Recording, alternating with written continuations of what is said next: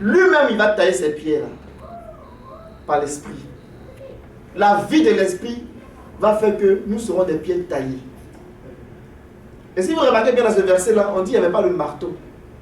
Il n'y avait pas de Babylone. Il n'y avait pas un instrument de Babylone. Il n'y avait pas de marteau, ni instrument de fer. C'est vraiment glorieux. Le Seigneur est en train de bâtir son église aujourd'hui. Ni marteau, ni instrument de fer. Est-ce que nous voulons faire partie de cette église-là? Moi, je veux faire partie de cette église-là. Ni marteau, ni instrument de fer. La parole de Dieu est puissante, elle est profonde. Quand Dieu dit les choses, ça paraît anodin, simple, mais c'est très, très, très important. Tout ce qu'il dit là a un sens. Donc, quand on lit les Écritures, il faut faire attention. Le Seigneur Jésus a dit que la parole de Dieu sera prêchée à tout le monde entier, alors viendra la fin. Après, il a ajouté quelque chose. Il a dit, quand vous verrez l'abomination de la désolation dont a parlé le prophète Daniel, établie en lieu saint, quand vous verrez cette femme-là, qui va vouloir se présenter comme la femme de l'agneau, en train de perturber l'église, en train de renverser la vérité, il dit que celui qui lise, qu'il fasse attention.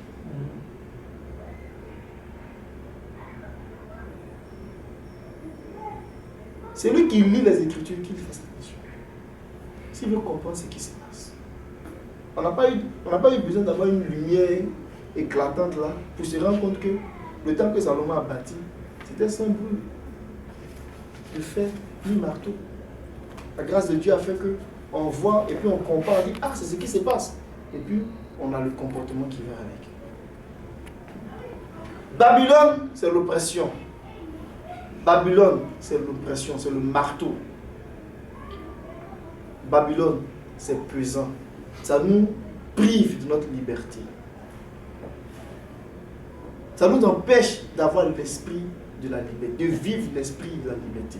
La plénitude de la liberté, comme le Seigneur veut qu'on le vive.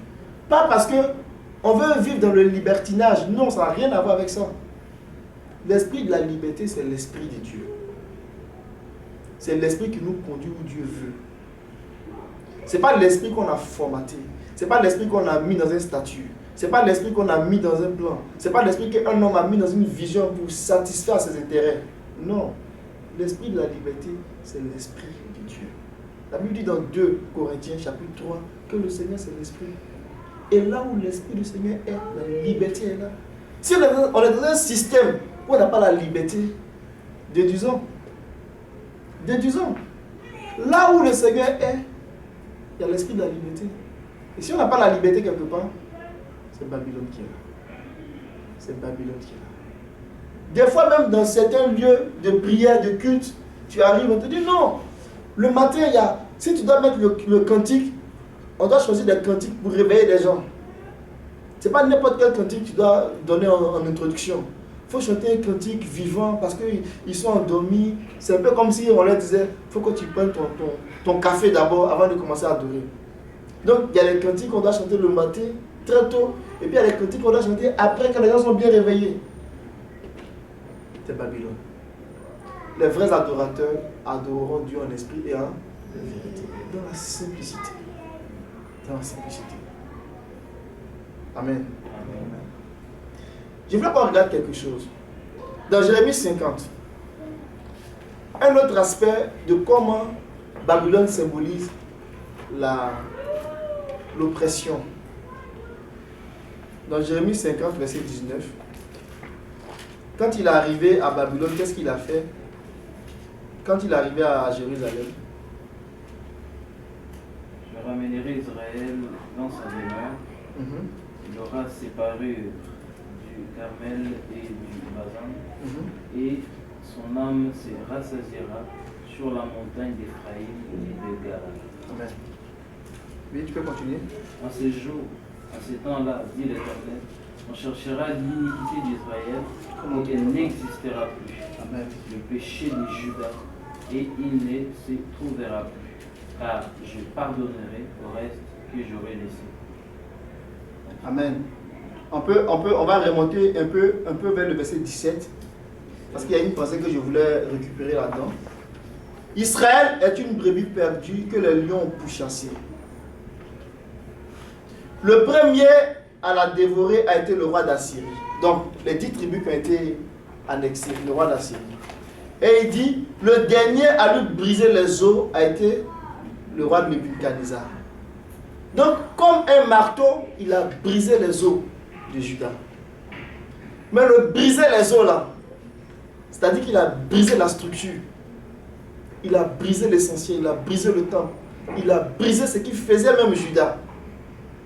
Quand il est allé pour annexer Juda, vous savez ce qu'il a fait? Il a attrapé le roi, Sédécias. Il a égorgé tous les enfants du roi. Il a égorgé tous les chefs, tous les grands de Juda.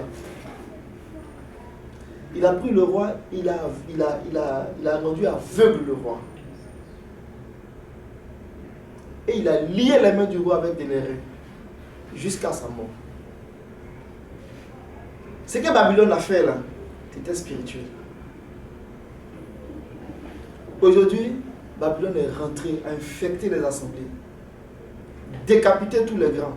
Tous ceux qui doivent porter le message haut, il les a écartés.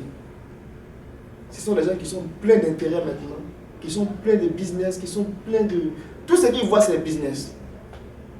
Quand il est dans l'église, il voit que les opportunités. L'intelligence même qui doit les amener à faire le vrai culte, à adorer Dieu. La tête qui doit être là pour penser comme Dieu veut qu'ils pensent. Ils ont été tous décapités. C'est ce que Babylone a fait. Pour qu'il ait la paix. Parce que si les gens voient clair, si les gens comprennent, ça ne va pas l'arranger. Donc, il voulait s'assurer qu'il n'allait plus jamais avoir de roi en Israël. Et effectivement, il n'y a plus de roi physique qui est monté sur le trône depuis que Babylone a annexé Juda. Voilà pourquoi les gens attendaient Jésus comme le roi. Mais c'est un roi, et c'est le roi, mais il n'est pas le roi de cette terre. Parce que le Seigneur a dit de David, sur ton royaume là, je vais établir quelqu'un qui va rester là de façon éternelle, c'est Jésus-Christ. Babylone est terrible. Et c'est pour cela que Dieu va juger Babylone. Et Dieu va juger sévèrement Babylone. Et tous les enfants de Dieu qui sont dans Babylone et qui ne savent pas, la trompette est en train de sonner, sortez de Babylone. Sortez du milieu d'eux.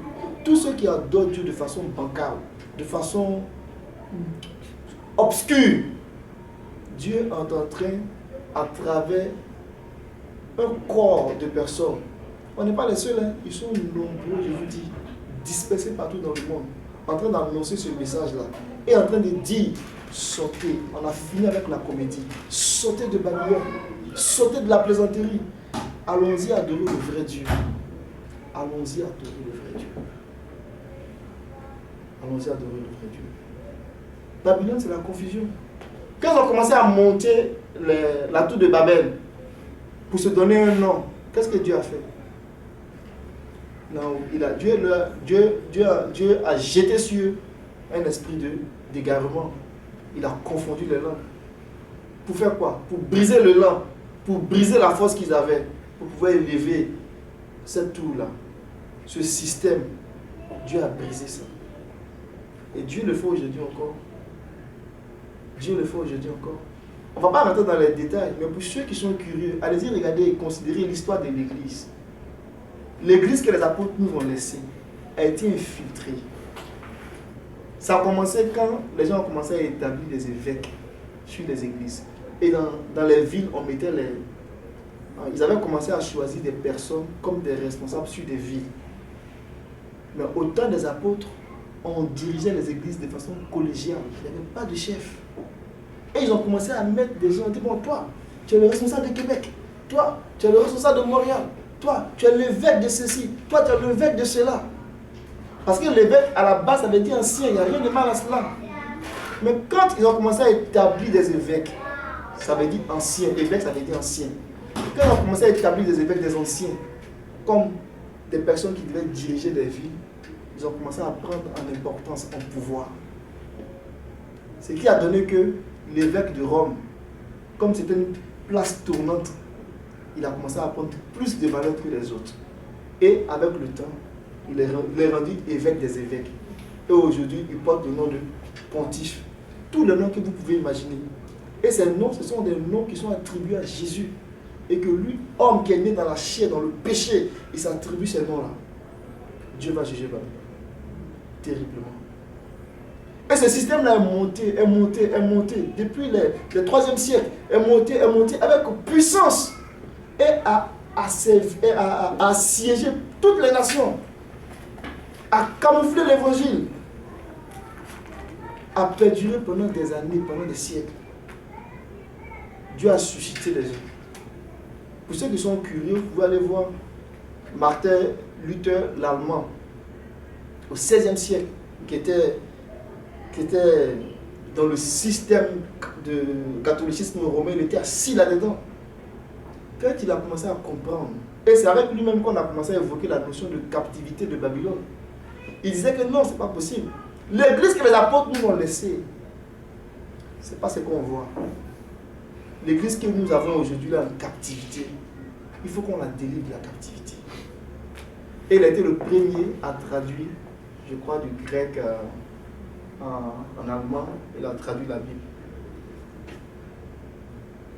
Et c'est à partir de lui qu'ils ont commencé à vulgariser. Et c'est de là que le protestantisme est sorti en Europe. On trouvait que c'était les rebelles. Et après, d'autres églises, d'autres ministères aujourd'hui, on a beaucoup d'églises. Où je vais en venir? Quand il y a un seul système, la domination est trop forte. Donc Dieu a frappé pour que le système soit brisé. Mais chacun cherche toujours à gérer son petit royaume. Dieu a frappé le système. Et il a fait sortir le système des protestants. Pas pour protester, non. C'est pour faire révéler la vérité. Pour que l'évangile que nos pères nous ont laissé, on puisse aller le retrouver dans sa partie intacte, telle que ça nous a été laissé. Mais quand même les protestants ont commencé eux-mêmes, ils ont commencé à monter le même système. Dieu encore envoie un esprit de division. Et les gens continuent de se disperser. Mais à chaque fois qu'ils se dispersent, chacun cherche toujours à remonter, à faire son petit royaume. Parce qu'ils ne comprennent pas que Dieu ne fonctionne pas comme ça. Aujourd'hui, il y a la confusion totale. Pourquoi il y a plusieurs personnes qui disent qu'ils sont des églises du Seigneur et puis on est divisé? Christ n'est pas divisé. Pourquoi on est nombreux? C'est quoi? Tout simplement parce que on s'accroche à des doctrines, on s'accroche à des visions, on s'accroche à des intérêts. Parce que si on veut retenir aux Écritures et que notre cœur n'est pas dur, on sera un. Parce que chacun veut dominer. Les autres qui commencent à voir les offrandes. Ils disent, ben non, il faut que moi je sois le chef pour contrôler les offrandes, pour contrôler les finances. Il y a d'autres, non, c'est, non, moi je pense que Jésus il était bleu. Celui qui ne veut pas croire que Jésus est bleu, moi je ne marche pas avec lui. Non. Ça ne fonctionne pas comme ça. Si tu crois que tu as l'esprit et que l'autre a l'esprit, Dieu va vous révéler les mêmes choses. Quand on dit Jésus, on dit que Christ est la tête de l'église, ce n'est pas l'esprit qui fonctionne. C'est avec l'esprit qui coordonne les choses.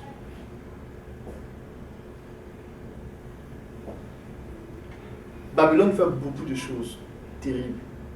Et Dieu veut qu'on sorte de Babylone. L'oppression, la confusion, l'orgueil. Et c'est ce système-là qui caractérise aujourd'hui les assemblées. La grande assemblée. Mais Jésus a dit, je bâtirai mon église. Il ne va pas échouer. Nous les hommes on peut échouer, mais lui il ne va pas échouer. Pourquoi? Parce que c'est la dernière église. C'est la dernière église. Il n'y aura pas d'autre. C'est la dernière église. Il ne peut pas échouer. On va lire un verset. Vous allez voir que lorsque le Seigneur a dit de sortir de Babylone, lorsque le terme de la captivité est arrivé et qu'ils sont sortis de Babylone, l'ordre qui avait été donné, c'était de retourner pour aller quoi? De retourner à Jérusalem. De retourner à Jérusalem. Cet après-midi là, moi j'ai 3 objectifs que je vais atteindre. Le premier, c'est qu'on comprenne qu'il faut qu'on sorte de Babylone. Mais sortir pour aller où? C'est pas pour aller suivre Mémel, l'église des Mémel, l'église des inscrits, ou des nouveaux inscrits, ou des premiers inscrits de Québec. Non. C'est pas ce que Mémel a fait. Je le connais. Il aime Dieu. Non. C'est pas pour suivre Mémel, c'est pas pour suivre Alain. pas possible, Martin. Non, je ne pense pas. C'est pas possible, Jean-Philippe. On veut suivre un seul Christ. Amen. Amen. Quand Dieu a demandé de sortir de Babylone, que lui va juger Babylone, lui va détruire Babylone, pour tout le mal que Babylone a fait. Babylone a brisé les os de Juda, a brisé la structure de l'église. Mais je dirais de l'église en tant que grande assemblée. Mais le Seigneur lui-même, ses os n'ont pas été brisés. À la croix, ses os n'ont pas été brisés. En général, on brise les os de ceux qu'on crucifiait. Les deux brigands, vous voyez, c'était trois. Le Seigneur était au milieu. Il y avait un à gauche, un à droite. Ils ont brisé les os de celui qui était à droite. Je ne sais pas si c'est pas lui qu'on a commencé, mais en tout cas, ils ont brisé les os de celui qui était à sa droite. Ils ont brisé les os de celui qui était à gauche. Quand ils sont arrivés pour briser les os du Seigneur, il était déjà mort. Mais ce n'est pas une coïncidence, non. Les prophètes ont annoncé que ses os ne seraient pas brisés. Que la structure de son corps ne devait pas être brisée. Ça devait rester solide. Parce que nous sommes la chair et les os de Christ. C'est très important. Donc il faut retourner à Jérusalem, si on a Babylone. Il faut retourner à Jérusalem pour aller bâtir. Et les enfants d'Israël, quand ils ont compris ça, ils sont retournés à Jérusalem pour aller bâtir. Mais ils sont allés bâtir quoi? Ils sont allés rebâtir sur les fondations de l'ancien temple. Sur les vérités qu'ils avaient laissées autrefois. Nous devons retourner à la vraie église pour rebâtir sur le fondement des apôtres et des prophètes. On va lire dans Esdras. Je vais aller peut-être un peu plus rapidement. Le livre d'Esdras, ils décrivent comment les enfants d'Israël sont retournés pour rebâtir le temple. Celui de Néhémie dit comment ils ont rebâti la muraille. Mais c'est le même contexte en fait.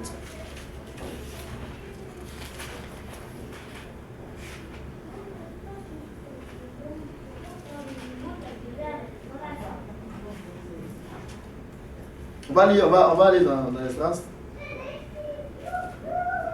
Oui. Celui qui a trouvé.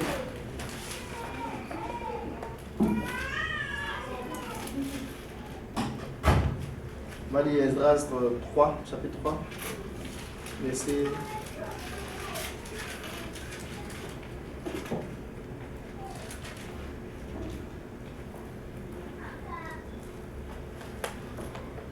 12.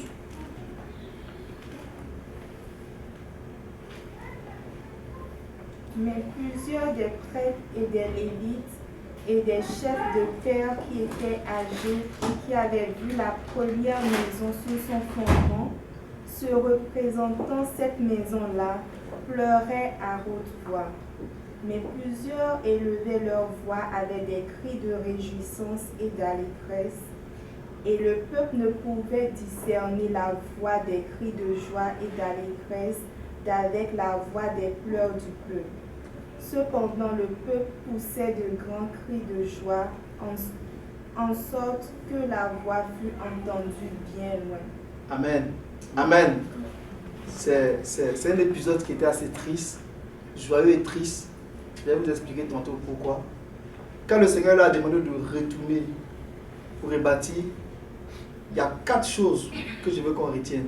Il y a 4 points que je veux qu'on retienne. Le premier point, c'était la prise de conscience. Dieu voulait réveiller l'esprit des gens pour retourner, pour rebâtir. Il y a des gens qui ont refusé de retourner. Ils ont dit, bon, on est bien installé, ça fait longtemps qu'on est là, ça fait 70 ans qu'on est là, on a acheté nos maisons, nos enfants vont à l'école, ils sont dans les grandes universités, on est trop bien installés. Daniel, on sait que tu pries Dieu. Il parlait aux autres prophètes, Zacharie, il parlait aux âgés. On dit vraiment, Dieu vous a parlé, c'est bien, mais nous, on va rester là où on est. On est trop bien installés. Vous retournez, Jérusalem, là, retournez à Jérusalem. Ça ne m'étonne pas de retourner à Jérusalem. Et c'est ce qu'ils ont dit. Ils ont dit qu'ils ne pouvaient pas retourner à Jérusalem. Ça demandait trop de travail. Aller retourner dans un pays dévasté, rempli de bêtes sauvages, où il n'y a plus de champs, venir reconstruire toutes les maisons. D'abord, reconstruire le temple, reconstruire la muraille, reconstruire la maison. Et puis ne même pas avoir la garantie qu'on va sortir vainqueur si jamais on est attaqué par d'autres peuples.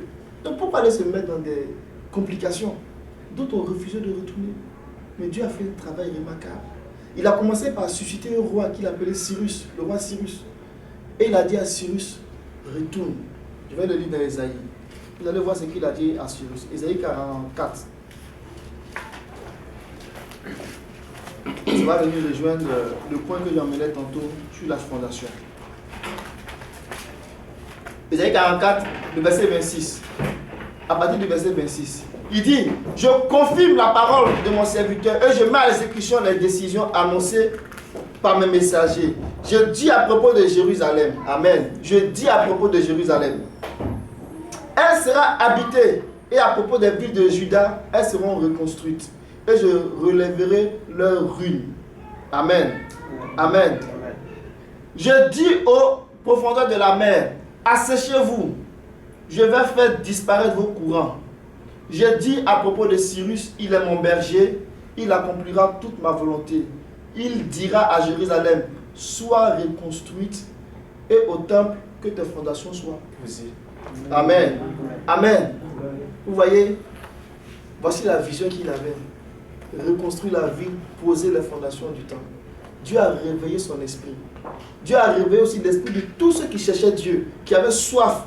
Dieu a réveillé l'esprit. Ils sont retournés pour aller rebâtir cette maison-là. Quand ils sont arrivés là-bas, une fois ayant eu l'esprit éveillé, ils ont rebâti sur le fondement de ce temple-là. Ils n'ont pas refondu, ils n'ont pas rebâti ailleurs. Les ruines du temple, ils ont rebâti là-dessus.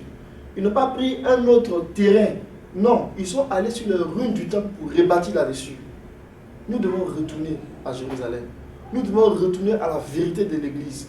L'Église a été trop manipulée. Retenons la vérité de l'Église. Et c'est pour cela que l'apôtre Paul dit que l'Église est fondée sur le fondement des apôtres et des prophètes. Nous devons retourner à la structure des apôtres et des prophètes. Comment eux s'étaient organisés? L'apôtre Paul a prêché. L'apôtre Pierre a prêché un seul jour. Ils étaient 3000. 3000. Comment ils étaient organisés? Ils avaient une organisation. Ils marchaient par l'esprit. On n'a pas les prix être nombreux. En un seul jour, il y a eu 3000 personnes. Comment ils ont fait? Je ne suis pas sûr qu'ils avaient des pancartes partout. Église des affranchis, église des libérés, église... Non, il y avait une seule église, un seul corps. Ils travaillaient par l'esprit. Nous devons retourner au fondement, à la structure des apôtres, à la simplicité de ces choses-là. Amen. Mais ça ne sera pas facile. Quand ils sont retournés pour rebâtir le temple, ce qui s'est passé, les gens commencent à se moquer d'eux. Ils disent, mais lui, il vient d'où? On ne pas des méga church. Quand tu nous parles d'église de 10 personnes, c'est non significatif, non matériel. C'est ce qu'ils font. Ils se disent, mais c'est que là, ce petit groupe-là de 3, 4, ils se mettent dans des maisons en train d'embrouiller le monde. Il faut que nous on avance. Nous, on doit gagner le monde pour le Seigneur. Et tous leurs modèles, ce sont les méga church. Des églises, les gens sont pleins comme dans les stades. C'est ça qui les intéresse. Je ne suis pas en train de dire qu'il ne faut pas gagner le monde.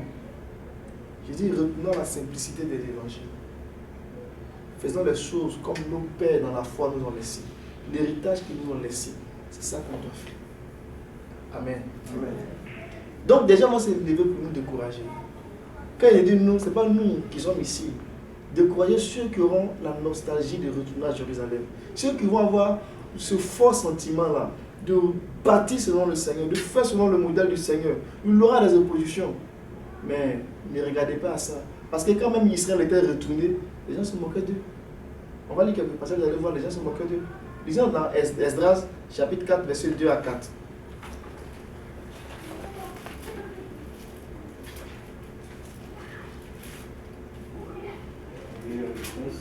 Oui, tu peux lire s'il te plaît. Esdras, chapitre 4, versets 2 à 4. Ils vinrent auprès de Zorobabel et des chefs de famille et leur dirent, nous bâtirons avec vous, car comme vous, nous invoquons votre Dieu et nous lui offrons des sacrifices depuis le temps des Aradon, roi d'Assyrie, qui nous a fait monter ici. Mais Zorobabel, Josué et les autres chefs de famille d'Israël leur répondirent, ce n'est pas à vous et à nous de bâtir la maison de notre Dieu. Nous la bâtirons nous seuls à l'Éternel, le Dieu d'Israël, comme nous l'a ordonné le roi Cyrus, roi des Perses. Alors les gens du pays découragèrent le peuple de Juda. Ils l'intimidèrent pour l'empêcher de bâtir. Amen. Il va nous intimider. Pourquoi? Parce qu'il ne veut pas qu'on retourne aux origines. J'ai parlé tantôt de Luther, Martin Luther, l'Allemand. On l'a intimidé, l'ont menacé. Mais il a dit non, il annonce la vérité. Ils vont nous intimider. Ils vont nous dire, oh, c'est pas la peine. Le monde a changé, le monde a tout évolué. On ne peut pas être une église comme ça dans le vide. Il faut qu'on ait des statuts, il faut qu'on ait des affaires. Dans l'apparence, c'est beau. Mais ça n'a aucun fondement biblique. Ça n'a aucun fondement biblique. À la fin, c'est une rivière qui coule et qui va tomber dans la mer. C'est ça qui va se passer. Apparemment, on ne voit pas le danger, mais c'est une source d'eau qui coule quelque part et qui va finir par tomber dans la mer, dans les nations, dans le peuple. Les mêmes qui sont revenus après autant d'ennemis pour rebâtir le temple, pour rebâtir la muraille, ils ont eu aussi des oppositions. Et les gens se moquaient d'eux. Ils disaient, mais, je vais lire le passage, vous allez voir. Je lis dans Néhémie 33, Néhémie 3, verset 33. Lorsque Sambala a appris que nous étions en train de reconstruire la muraille, c'était un groupe d'opposition en fait. Quand ils ont appris qu'Israël était en train de rebâtir la muraille, qu'est-ce qu'ils ont fait? Il s'est mis en colère et il s'est montré très irrité. Il s'est moqué des Juifs et a dit devant ses frères et devant les soldats de Samarie, que font ces misérables Juifs? Va-t-on les laisser faire? Vont-ils offrir des sacrifices? Vont-ils finir leurs tâches dans la journée? Vont-ils redonner la vie à des pierres ensevelies sous des tas de poussière et réduites en cendres? Tobija l'ammonite était à côté de lui et il a dit qu'ils construisent seulement leur muraille de pierre. Si un renard grimpe dessus, il fera coucher, il fera crouler.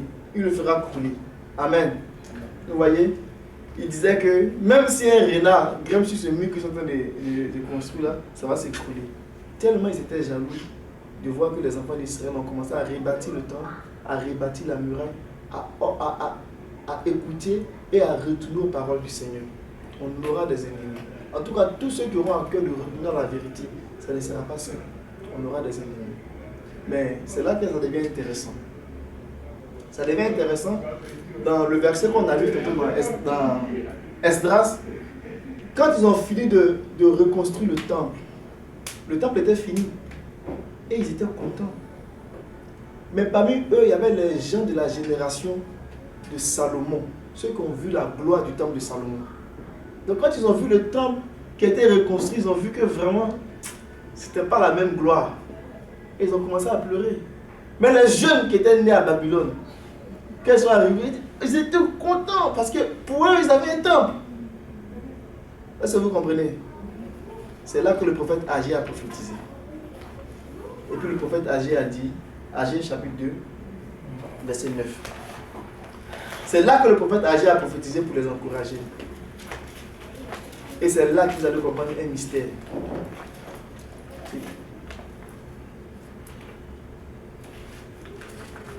Agé chapitre 2.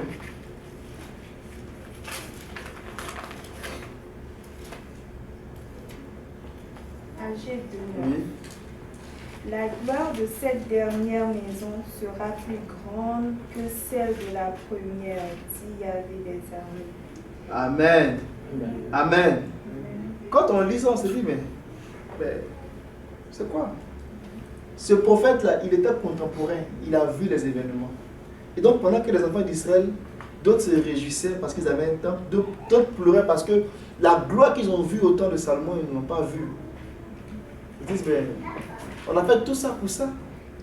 Et Agé, pour le consoler, il a dit, non, la gloire de la dernière maison sera plus grande que la gloire de la première maison.